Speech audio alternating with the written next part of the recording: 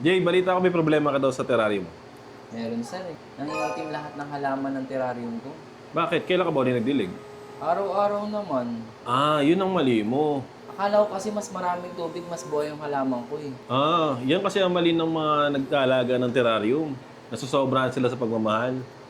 Sobrang pagmamahal. Ibig sabihin ko, sobra sa tubig. Bakit hindi dapat araw-araw diligan? Kasi dapat mo malaman na ang terrarium ay hindi katulad ng mga regular na halaman. Sa terrarium, meron tayong closed at semi-closed terrarium.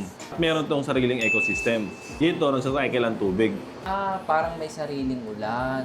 Ganon nga. Kasi ang tubig sa terrarium, nag-evaporate siya, tapos nagko-condense siya sa salamin. Tapos babagsak siya ulit. Yun, para siyang ulan. Kapag araw-araw ka nagdilig, dadami yung tubig. Ang mangyayari dyan, mabubulok ang ugat ng halaman mo at magiging breeding ground to ng fungus. So gaano kadalas dapat? Depende sa terrarium mo, kung closed terrarium siya or open terrarium. Tsaka depende rin sa halaman. Kapag closed terrarium kasi, hindi mo na siya kailangan masyadong diligan. Lalo na kung tama yung nalagay mong tubig sa umpisa. Halos months bago mo siya kailangan sprayan ulit. Ganun katagal? Oo, ganun katagal. Kailangan mo lang siya diligan kapag nakita mo na wala nang condensation sa salamin or tuyo na yung substrate mo. Paano naman pag open terrarium? Kapag open terrarium, depende kung gumagamit ka ng succulent at cactus. Pwede ang desert plant. Oo, pwede. Kabaligtaran nyo ng closed terrarium. Ang mga cactus at succulent, hindi kailangan masyado ng tubig.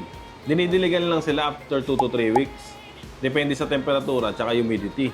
Kailangan mo lang silang diligan kapag nakita mong kumukulubot na at nalalanta na to.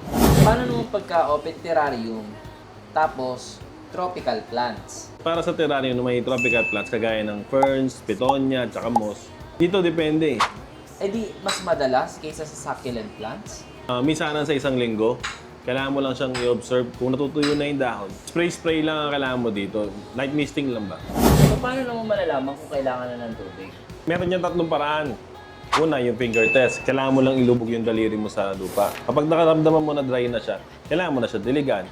Pangalawa, kailangan mo dito ng observation. Pagka nakita mong wala ng condensation sa salamin, yun, kailangan mo na rin ulit mag-spray. Pangatlo, kailangan mo i-observe yung mga halaman. Kapag nakita mong kumukulubot na o nadadry na, kailangan mag-spray.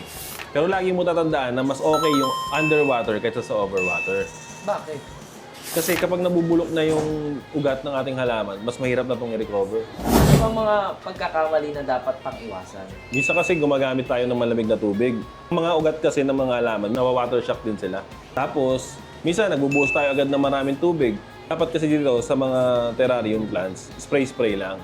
Pagdating naman sa succulent plant, yung iba binabasa nila yung mismong succulent. Mali yun, dapat yung lupa lang binabasa nila. Tapos yung iba naman, nagdidilig agad kahit basa pa yung substrate. Nasusobrahan tuloy sa tubig. Para sa'yo, ano naman ang pinaka-importanting tip? Sabi ko nga, sa akin, mas okay na yung underwater kaysa sa overwater. So para sa closed terrarium, bihirang diligan.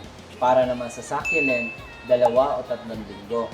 Para naman sa tropical open terrarium, 1 linggo or bago malanta. Tama. Tsaka wag araw-araw. Thank you sir sa bagong kaalaman. Kung may problema din kayo tungkol sa pagdidilig sa terrarium, lagi tandaan na wag araw-araw. At lagi rin tandaan na okay ang underwater kaysa sa overwater. Kung nakatulong sa inyo ang video na to, sana i-share natin para makatulong din tayo sa iba. At kung meron pa kayong tanong tungkol sa inyong terrarium, message nyo na kami. Yun lang guys. Salamat.